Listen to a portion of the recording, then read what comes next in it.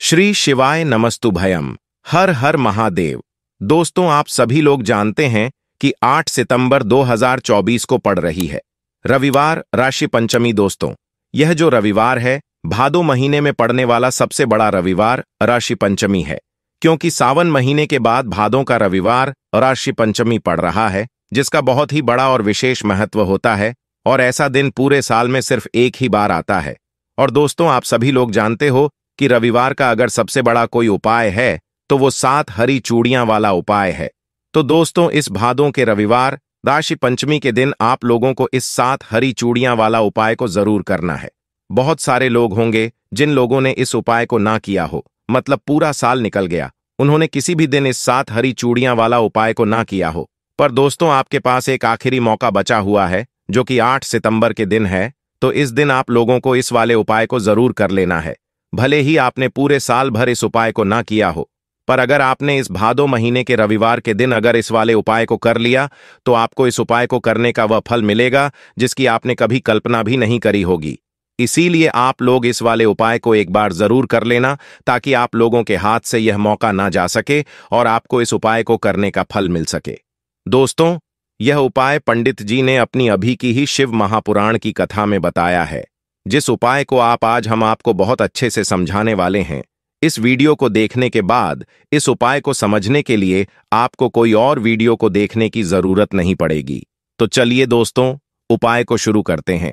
देखिए, यह इस भादो महीने के रविवार आश्विन पंचमी के दिन यह इतना खास होता है, इतना महत्वपूर्ण होता है। देखा है, कभी कभी बड़े बड़े पूजा पाठ अनुष्ठान से जो मनोकामना पूर्ण नहीं होते, वह भादो महीने के दिन एक छोटे से उपाय करने से आपकी मनोकामना पूर्ण हो जाती है। और बहुत सारे लोगों ने इस उपाय को किया भी है और उनको इस उपाय को करने का फल भी जरूर मिला है।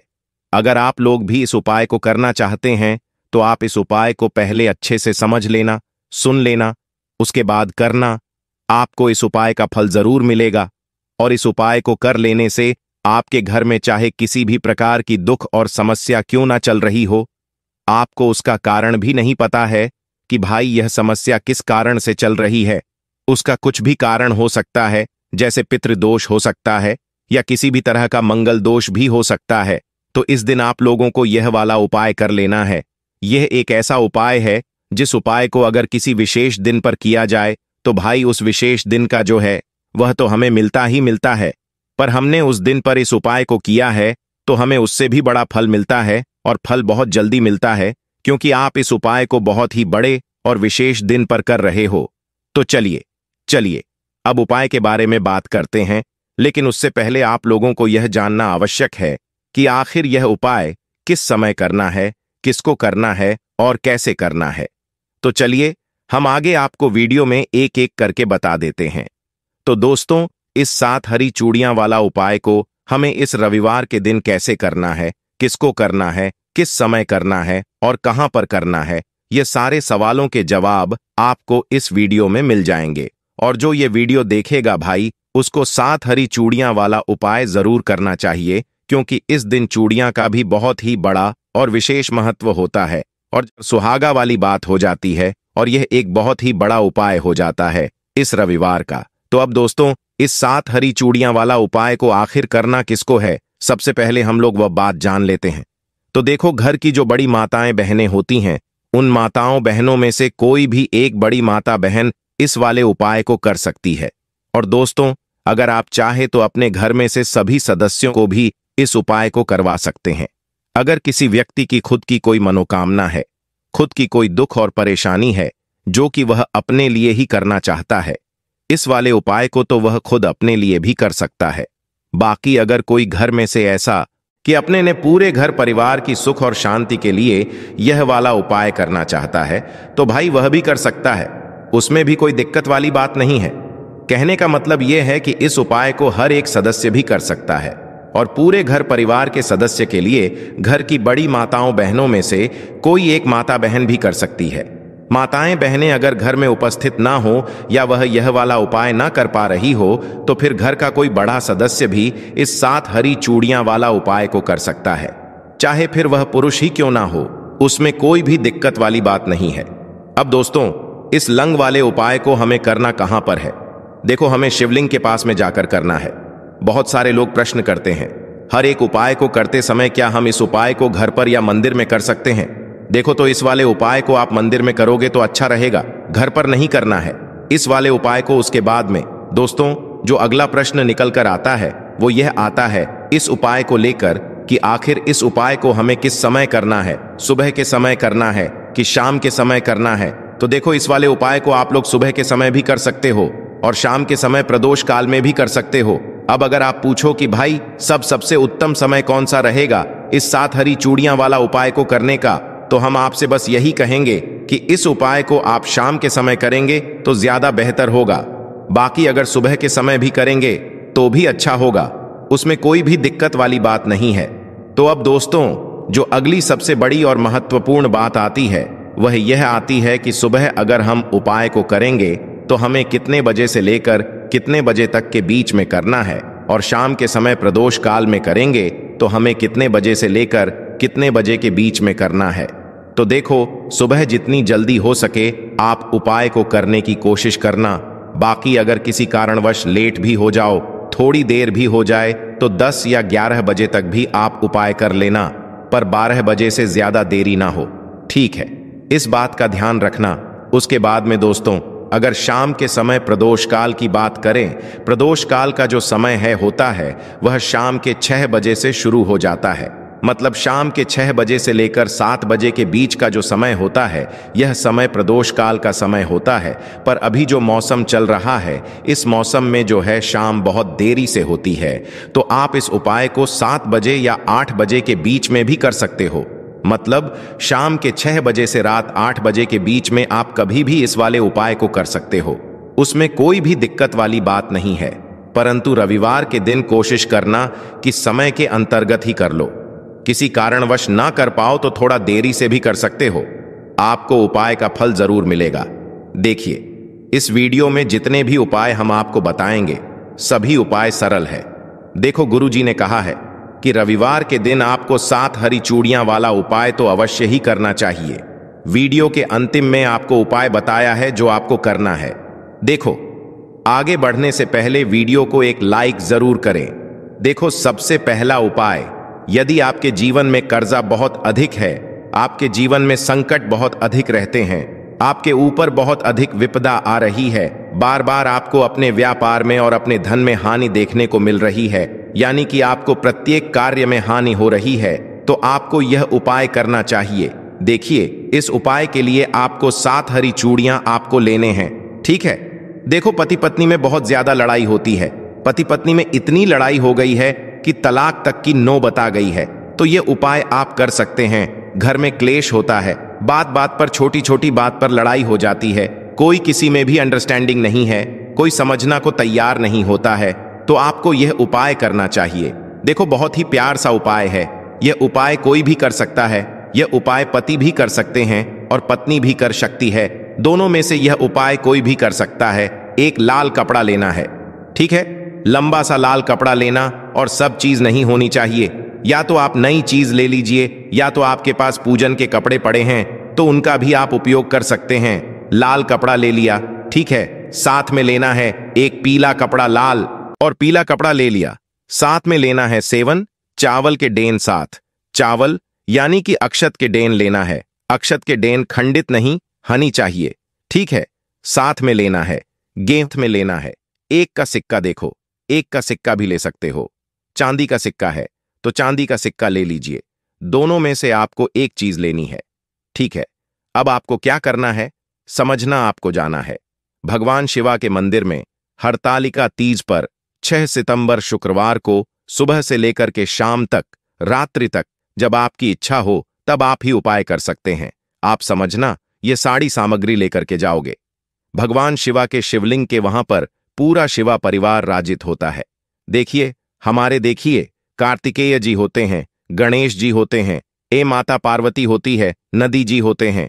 तो आपको ऐसे शिवलिंग की वहां पर जाना है जहां पर शिवाजी के साथ में माता पार्वती भी है। तो देखो, करना क्या है, एक लाल कपड़ा जो लेकर क्या है वो आपको माता पार्वती को उदा देना है, ठीक है? और जो पीला कपड़ा लेकर क्या है वो भगवान शिवा को उदा देना है। और उसके बाद इन दोनों का गठबंधन करना है। दोनों को आपको गांठ लगा, लेकिन गांठ लगाओगे ना तो उसे गांठ के अंदर आपको यह 7 चावल के डेन, 5 गेहूं के डेन, 1 का सिक्का यह आपको रखना है और गार्डन बंद देनी है। ठीक है, दोनों कपड़े के बीच में आपको एक गार्डन भरनी है और उसके बाद आप झोली प्रसार कर महादेव से प्रार्थना करें कि मेरे घर में यह क्लेश है, आपको दूर करना है। यह समस्या मेरे घर में ए रही है, हमारे घर में प्रेम भाव बिल्कुल भी नहीं है। आपकी कृपा से माता पार्वती और भगवान शिवा, आप दोनों की कृपा से हमारे घर में सुख शांति आए, ऐसी आपको प्रार्थना करनी है। ग्राहक लिस्ट दूर हो जाए, ऐसी आपको कामना करनी है। और उसके बाद यह जो आपने लाल कपड़ा, पीला कपड़ा और गठबंधन करना, यह गठबंधन आपको दोनों कपड़े और गठबंधन जो कर है वह आपको पूरा आपको घर पर लेकर क्या जाना है और घर में आपको यह रख देना है। आपके घर में अगर पति पत्नी में लड़ाई होती है तो आपकी उपाय कर सकते हैं। किसी भी लड़ाई होगी सब दूर हो जाएगी, बहुत ही प्यार सा उपाय है। तो देखो यह उपाय भी आप कर सकते हैं। यह हो गया पहले उपाय। अब हम बात करते हैं दूसरों पर अखंड सौभाग्य की प्रताप के लिए। देखिए बहुत ही प्यार सा उपाय है। यदि आपके मां में अगर किसी भी प्रकार का डर राहत ना, विशेषकर महिलाएं ही उपाय करेगी कि नहीं, जिनके मां में बहुत ज्यादा डर राहत है, अखंड सौभाग्य की प्रताप के लिए देखो, अगर आपके पति किसी मुसीबत में भी पड़ने वाले होंगे ना तो वह मुसीबत पहले से ही दूर हो जाएगी।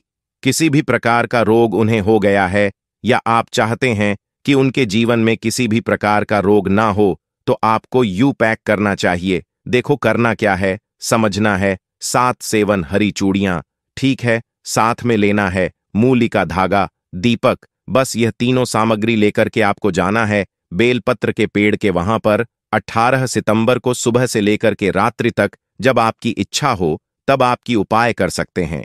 सबसे पहले जड़ में यह गोल बांटी का जो दीपक है जिसके अंदर घी भारत हुआ है, इस दीपक को आपको प्रेरित करना है।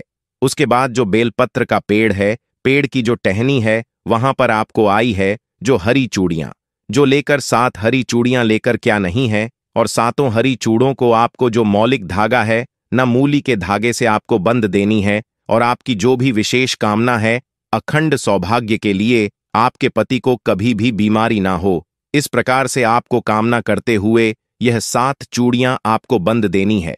देखो एक साथ भी बंद सकते हो या तो एक एक करके नीचे करके फुलेरा टाइप जो होता है ना, उसे टाइप से भी आप यह 7 चूड़ियां बंध सकते हो। ठीक है, लंबी एक के नीचे एक बांधते हो तो बहुत ही अच्छी बात है, इस प्रकार से भी आप बंध सकते हो। तो ये हो गया दूसरा उपाय। देखिए अब हम बात करते हैं तीसरी मां उपाय की। यह उपाय है ओम का उपाय। अगर घर में लड़कियां लड़की का किसी का भी विवाह नहीं होकर रहा है तो लड़के और लड़कियां जिनका विवाह नहीं हो रहा है उनको यह उपाय करना है। देखो यह उपाय बहुत ही प्यार सा आसन सा उपाय है, हर कोई उपाय कर सकता है, कोई दूसरा उपाय आपको करने की जरूर ही नहीं पड़ेगी।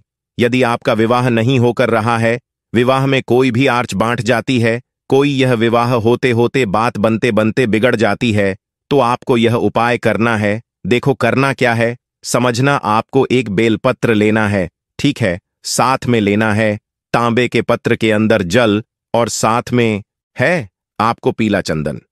ठीक है, आर्षि पंचमी तीज के दिन जिनका भी विवाह नहीं हो रहा है या वैवाहिक जीवन में कोई भी अद नहीं ए रही है तो उन्हें दूर करने के लिए आईपीओ पैर कर सकते हैं। देखो यह तीनों सामग्री लेकर के आपको भगवान शिवा के मंदिर में जाना है। आप चंदन कौन सा लोग? पीला चंदन लोग। ठीक है, अब आपको क्या करना है? पीला। अब आपको क्या करना है? तांबे के पत्र से 1 लोटा जल भगवान शिवा के शिवलिंग पर आपको अर्पित कर देना है। ठीक है, बेलपत्र है, बेलपत्र की जो चिकनी वाली साइड है उसमें आपको पीला चंदन से उसे ऊपर वाली पट्टी पर आपको ओम लिखना है। जब आप ओम लिखोगे तो मां ही जब आप ओम लिखोगे उसके बाद ओम गौरी शंकराय नमः, ओम गौरी शंकराय नमः, तुम गौरी शंकराय नमः, इस मंत्र का 3 बार जब करना है और तीनों बार में आपकी जो भी विशेष कामना है वो बोल करके इस बेलपत्र को आपको भगवान शिवा के शिवलिंग पर आपको अर्पित कर देना है। चिकन वाला साइड नीचे होना चाहिए, ओम का साइड नीचे होना चाहिए। इस प्रकार से यह उपाय करना है। आपकी जो भी विशेष कामना है वह आपको वापस से बोलनी है, चाहे विवाह से जुड़ी हुई हो, चाहे दाम्पत्य जीवन में खुशियां लानी हो, तो आप यूं पे कर सकते हैं। और यह ऊपर बहुत ही खास है, विशेषकर आर्षि पंचमी तीज पर ही किया जाता है। तो यह उपाय तो जिन लोगों का विवाह नहीं हो पा रहा है उन लोगों को विशेष का यह उपाय करना चाहिए। तो देखो, आज के इस पूरे वीडियो में 3 सुंदर से आर्षि पंचमी तीज के हमने उपाय बताए हैं। तीनों में से जो उपाय आपको लगता है बहुत ही प्यार से छोटे छोटे उपाय हैं, करके देखिए, फायदा आपको जरूर मिलेगा।